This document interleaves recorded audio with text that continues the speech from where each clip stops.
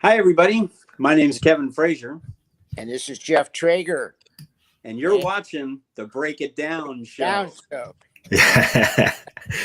That's not an easy thing to pull off, and I'm going to give you guys credit for having done it because we just came up with that idea seconds ago. Here's the rub. With this particular platform, StreamYard, they want you to start right at 5 o'clock, and Facebook Live, all of the pressures to start right at 5 o'clock are there. But we're going to ease into this because we want to talk about what you guys have going on with Frazier Trager Presents and the shows that you have upcoming, because you guys have a slate of shows that's terrific coming up here. Yeah, we do. Yeah, some fantastic shows. Let's talk first about live music in the pandemic era. What you guys are doing is tell us what you guys are doing. Jeff, do you want me to start? Yeah, go ahead. I've talked many times with Okay. John. So what we're doing is we're trying to bring live stream entertainment in a concert venue to people, because a lot of live stream that's going on right now is, people in their homes and backyards and whatnot, somewhat lo-fi. Great music, great musicians, and some of, I'm not saying it's bad quality. I'm just saying that it's not a concert experience.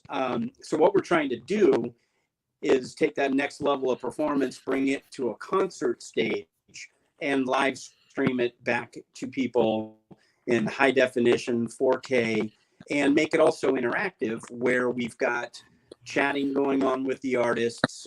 We do a meet and greet at the end of the show, and that way people can ask questions with the artist to feel like they're at the concert. So we're trying to make it a little more interactive, a little more high quality, like you're at a big show on stage. And we're going to be adding some other elements as we're moving forward, with some social walls where you'll actually see yourself chatting to the band while the show's going on, things like that.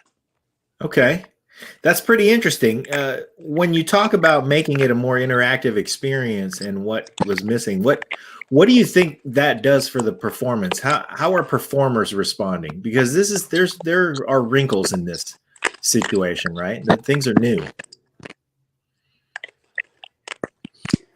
Well, as far as performers go, I think for the most part they like it. COVID's the biggest issue. I mean, it's what we're all dealing with the pandemic right now, where there's issues. Are we safe? Are we going to be exposed to anything? So I think it's more concern on the level of safety than it is on the performance. All musicians love performing, whether it's for a bunch of people or a small crowd. What they're finding, though, when they do these performances, they're very intimate with each other.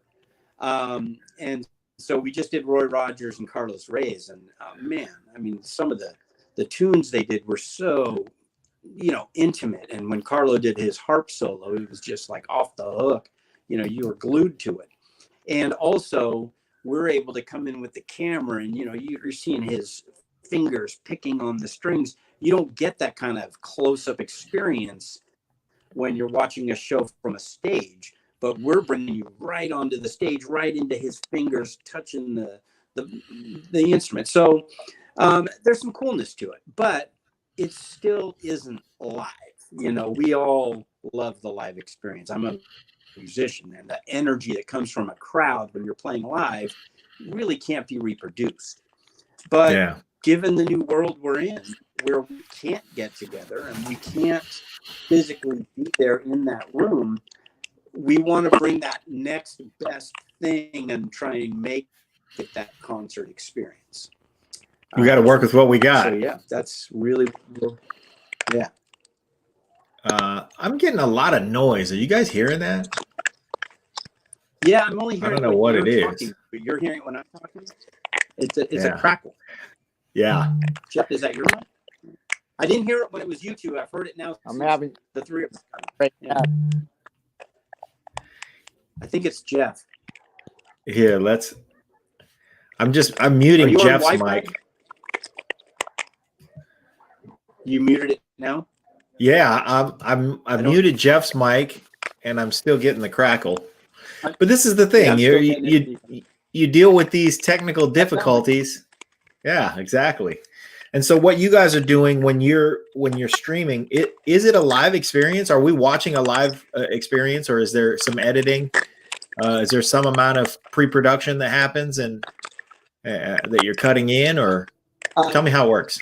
No, so everything is What- live. The only show that wasn't live What is if I got Tommy off? Castro.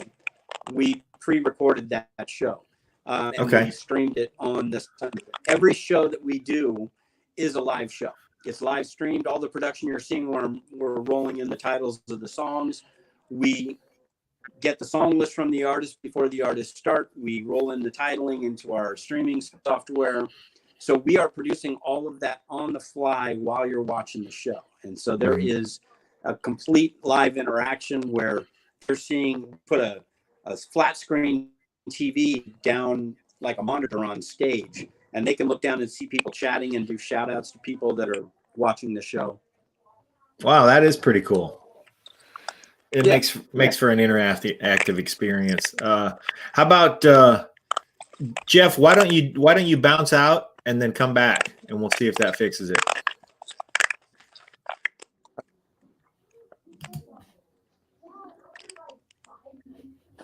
I don't know that it seems like it has helped. Yeah, I don't know what. This is really annoying because it's making that noise, and it wasn't, like you said, making that noise when it was just the two of us.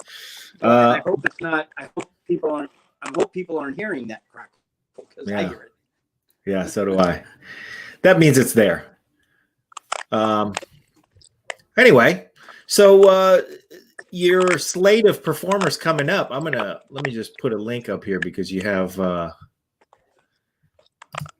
calendar of events that is pretty spectacular coming up. Starting this weekend, actually. This weekend's the Bowena Choir, which, they've been to the White House 5 times. Beautiful children's choir and great Christmas holiday show. Get the kids in their PJs, have some hot chocolate, and just listen to the Bowena Choir all night. So that's going to be a fantastic family show. And since everybody is hunkered down right now, it's a great show to kind of ring in the holidays. And then we've got the Escovedo family. And the Escovedo family is bringing Sheila E. And Sheila has not played with the family in a very long time. She's been super busy. She just did that Grammy show for Prince a few years ago. So she's kind of really blown up again. And so trying to get a hold of her has not been easy. But Sheila's going to be coming with that show, and we're going to be doing kind of Latin Christmas stuff. So that'll be cool. Yeah, that will be awesome. And then we're doing New Year's Eve. We decided, let's do a New Year's Eve show, and we're doing Lenny Williams. Yeah, and we're going to try something really interesting. With Lenny's show, and that is he's singing Old Lang Syne and doing some holiday songs, and plus all of his great R&B hits. But at midnight, we want Old Lang Syne to play for every time zone. So we're going to stream the show 4 times, 1 hour apart. So we've already created the ticketing. So when you buy your ticket, you get an option to click on your time zone, and it takes you to we have 4 separate live stream pages. And so I think that's going to be very hip. It might be kind of a first of its kind where it's 4 live streams going, together. Yeah. Where you're picking which time zone so that it starts, the show will start so that at midnight you're being serenaded to by Lenny Williams, doing pretty cool. That is pretty cool. That is pretty cool. So what, one of the things that I wanted to talk about, and I'm really, this is really annoying. I am totally distracted by this thing, and it's I can't. really bad now. Yeah. I don't know what to do about this. Come back in? Sure. Give it a try. Yeah. While you're away, okay, I'm going to talk about you, but as soon as I see you come back. Yeah. Don't worry. I'll talk about you. Tell about our website. I'll be right back. Will do. All right. We're going to see if we can straighten out this technical difficulty at all by bouncing out and coming back. But for everybody who's watching, oh, holy cow. I think it might have been Kevin. So I wanted to talk about Kevin and Jeff because they both have backgrounds in live performance promotion.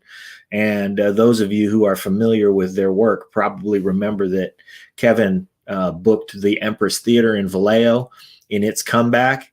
And he booked a lot of great acts there, a lot of really strong performances. Here comes Jeff.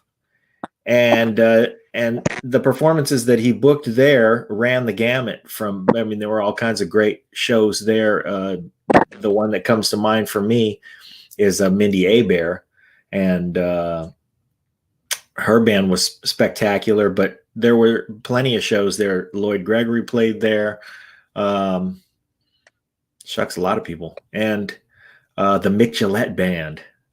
We did Mick Gillette's very last interview before he passed was a New Year's Eve show, and he talked to us just before the show. And then, of course, Jeff has been in the business for a long, long time and is responsible for a lot of the things that we heard in the Bay Area on the radio in the 60s, 70s, and beyond. And then moving into live performance, I was just saying, Jeff, that you've been booking live performances. You've been working at the this is, by the way, your must be third or fourth appearance on the Break It Down show, so we appreciate seeing you every time. But in terms of live performances, man, you were on a streak there. You were booking the Downtown Theater in Fairfield. You were booking Vino Godfather over there on Mare Island, which is a great venue. What else do you see yourself doing in partnership with Kevin?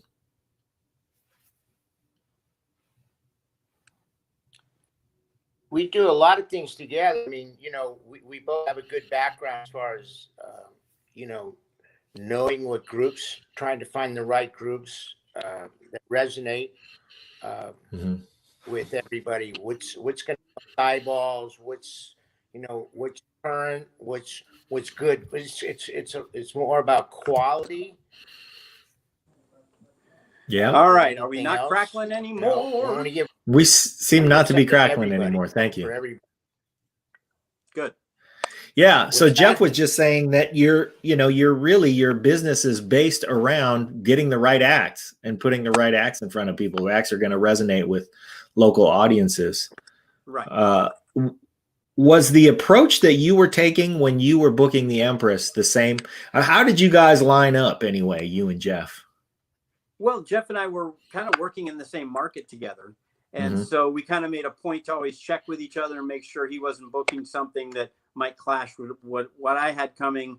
And we tried to kind of work weekends off each other. So if he had a big show, I'd try and do something local. And then I told him, I got this big show. And he goes, okay, yeah, I'll hold off on bringing war because I'll do this instead. You know, so it's been great. So we really developed a working relationship, you know, over the years. And it was more like not stepping on each other's toes, but both kind of doing the same thing. I was booking the Empress. He was booking the Downtown Theater. He was booking some other venues around me. And for the most part, it worked really well. And we had a great working relationship. So when it was time for me to part ways with the Empress, it made sense for me to give him a call and say, why don't we do this together? It was like you guys were making music the whole time. Exactly. We were doing the dance. Yeah, that's cool. Yeah. That's cool. So now that you have Synergy working for you, how's it been? What's it like to collaborate on bringing shows? What do you bring to each other? And you know, how is teamwork benefiting each of you? I think it's our skill sets. You know, I'm definitely more the techie geeky dude, kind of working on the back end, getting our automated ticketing system, the live stream page, the AV crew, the stream. Jeff is the networker. He's making the relationships with the artists, getting the phone calls, finding sponsors to sponsor some of the shows. So he's out there networking while I'm kind of doing the back end. Okay. Yeah, Jeff, I don't know what's going on. Jeff's I don't know what's going on. Yeah, I can hear Jeff, but not see him. Yeah, he's frozen. Yeah. This is going to be one of your high-tech streams. No kidding, man. I've been looking forward to this all week, and then here it comes, and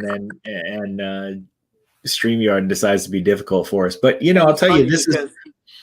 Yeah, I'm on Wi-Fi and I've got strong 5-bar signal. I'm right near the router, so I couldn't really tell you what's going on. We're doing as much as we can for them, and exactly. But you know, hey, did I tell you about the Tommy Castro show? Started it, and 10 minutes into the show, Comcast decides to shut off.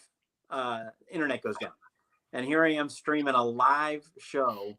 Yeah. So I had to find new signal and start streaming the show. And I basically just was texting people saying, we're going to restart the show. It'll start at 6:30. And we resurrected and got through it. But technology, man, you're up against that sometimes. And it really can be frustrating because we're all dealing with it. This is nothing new. We've all gone through these, technology bumps. Sure. It's different when the stakes are high, though, because you're bringing a live show, and yes, and you've got hundreds of people watching, right? Thousands, yeah. I mean, thousands of people, but also the performance environment. I mean, let's face it, we have the ability. You and I can sit here and shoot the breeze all day long. When you have a performance, everybody gets. Everybody gets ready and prepares for the performance, and then when it's time for the curtain to open, so to speak, your energy level is where it is, all that stuff. And exactly. You gotta account for technology when really what you should be accounting for mostly is performance. So hats off to you guys for doing what you're doing. What do you see for the coming year? How many of these tech-based shows are you planning, and what do you think happens next? Well, I think it's going to be happening well into the next year now. I mean, with the virus, with them coming up with the vaccines, they're talking about them getting here around April. So that really pushes us into summer to even late summer before everyone's had it. Then we don't really know how much of the viability, once everyone's had it, is it gone away or is it gone down? We don't really know what to expect yet. So I think there's going to be trepidation on a lot of people's parts to congregate in big form for a little while, and it's unfortunate too, because that's the whole goal, is to go get out there and put on some music festivals and get everybody together, having a good time like we all used to. And we're going to get there. It's going to come.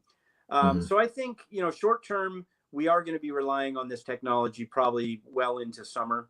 And then hopefully by summer, we'll start to see some of the live shows coming back.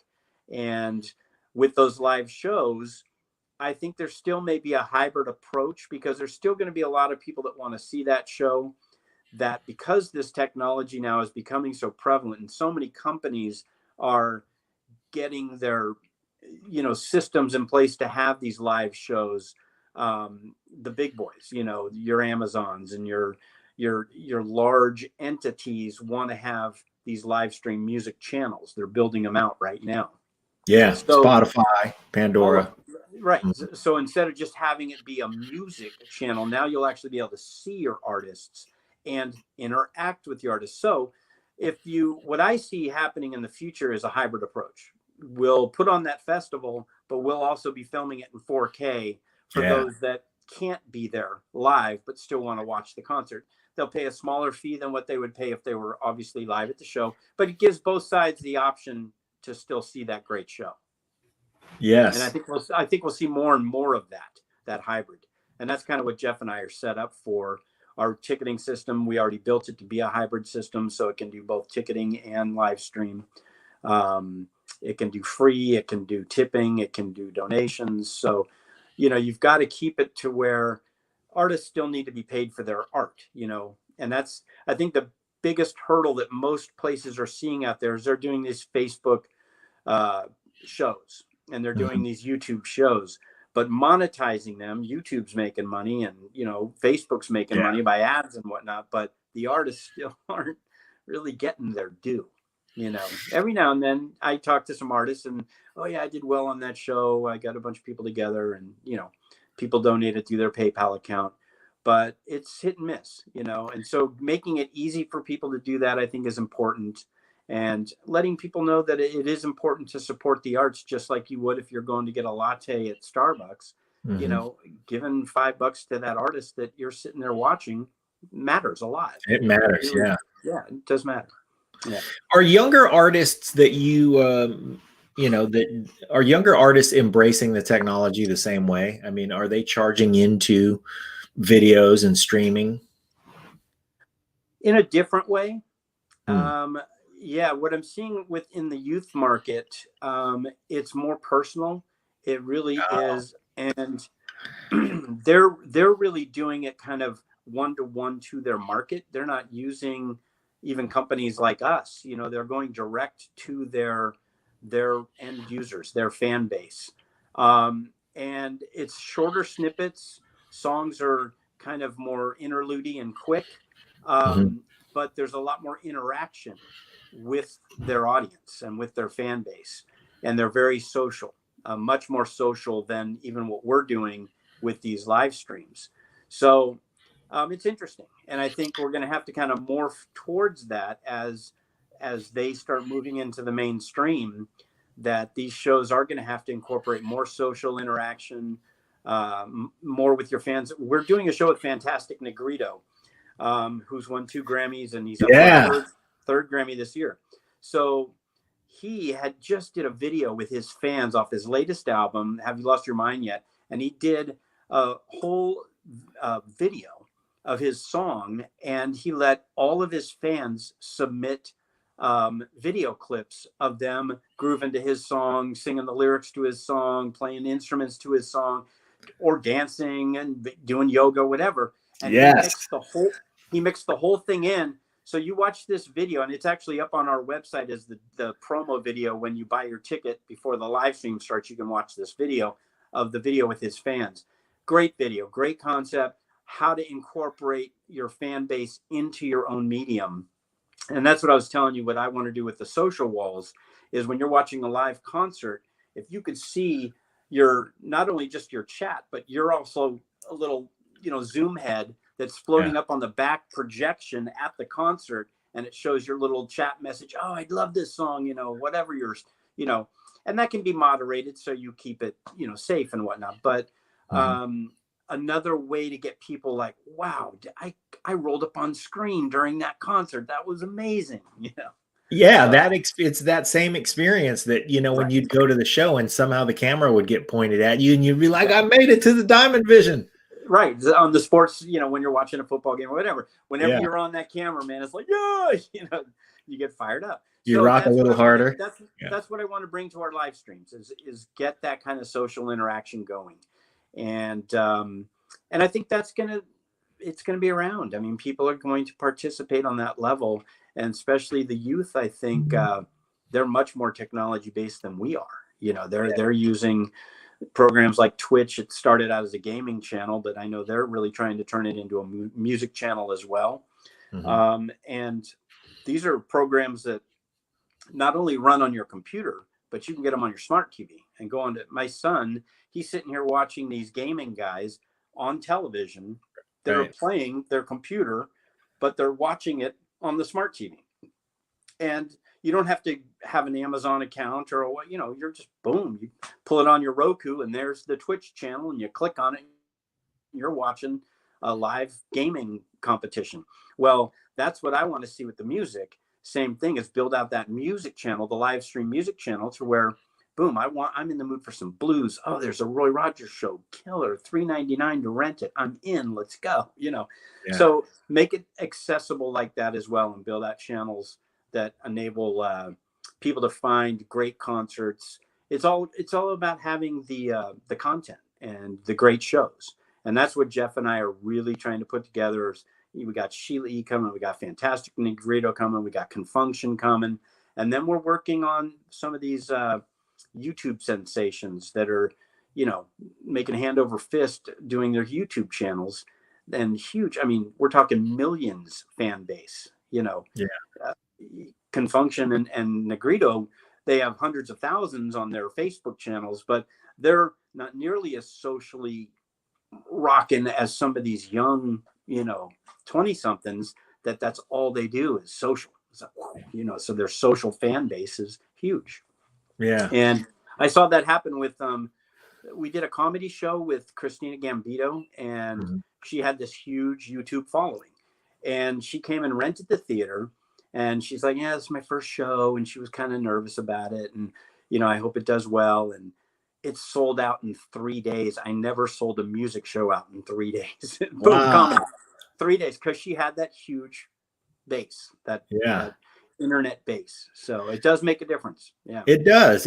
And that internet base has made huge stars out of a lot of people. I mean, Russell Peters, internationally is enormous, and he exploded on YouTube. Right. Kevin Hart exploded on YouTube. Bill Burr exploded on YouTube. So sure, those things can happen. And I think that what you guys are doing is great, and that you're curating some shows now and building on a library that, I hope you guys do very, very well. Hey, one of the things that I would like to do, because we had some technical difficulties, is I'd really like to do these things, and instead of hanging out for an hour, we can do a half hour, but check in frequently with you and make sure that we're keeping the audience in touch with your progress and what you guys have coming up, and making sure that as we roll into these things, and as your product is evolving, that we're all staying up on who's working with you, and where where you guys are headed, and keep us all entertained, because as we come out of the pandemic, we're going to come back to live performances. But in the meantime, having the video stuff, I think a lot of this new normal is going to stick around. So, I think we're going to be clamoring for live and gathering. We are clamoring. And, we went into the COVID negative zone because we were clamoring so bad. Yeah. People came out before it was time and didn't take the precautions they should have. And therefore we've backslid. But that's just showing you how much people are clamoring. They're dying to get out. They're dying to interact. We are social beings by nature. We need this social interaction. And seeing you on screen and me on screen is great, but there's something about that physical interaction that can't be duplicated on screen. You can't replace it. You can't replace it, especially not when it comes to music, because hearing, a great performance from your TV, that can be terrific. Yeah. But hearing horns blow and hearing musicians interact live in the room, there's nothing that can replace that. No, it's also just the vibrations. It's the vibrations and the energy from the music hitting your body, because you're in this room and it's literally penetrating your body, and you're feeling the vibrations of that music and the common experience with everybody. And then you're feeling the energy from all the other people around you, and just that buzz, and you turn around and someone's going like this. And so like when you're watching a sporting event, why do you think everyone goes there? Because they feel the energy of the whole crowd going, yes. And when someone's cheering at the end of a song, that energy fills you up, where you're in your living room, the song ends, and you're going, that was cool. Yeah. But that you don't get that same energy. So right. And you don't get dressed up to sit in your living room either. That too. Yeah. So listen, let's make this one a half hour. Okay. And bounce out. And then what I'm going to do, because I, sort of feel like the technology betrayed us tonight, is a little bit.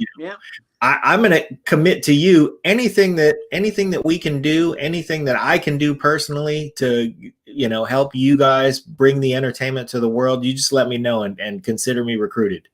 Cool. Yeah. Well, maybe as we get close, the Fantastic Negrito show is in late January 23rd. And it's literally, it's the week before the Grammys, and he's up for a Grammy. So it might be cool to circle back right before that show and kind of touch base. And let's make sure we do that. That'll be awesome. And then we'll be able to recap how the multiple live stream of Lenny went. We'll be able to talk about Sheila playing with the rest of the family. Hey, I'll tell you, I love every Escovedo. There isn't an Escovedo that I don't love. No, so I'm happy to see them all together. And then we'll see what what you're doing and how the mission has evolved, because I suspect that even a month from now, what you're thinking you're going to do is going to continue to change, and you guys are nimble. So we are nimble, and we got to be quick, baby. Yeah, absolutely. Everybody, this is Kevin Frazier. He you can reach the stuff at ftpresents.com, see what the slate of shows looks like coming up. Get involved, watch the shows, check them out. They're going to be cool. And thanks for coming on. All right. Thanks so much, John. Appreciate it. Terrific. See you soon. All right. See ya.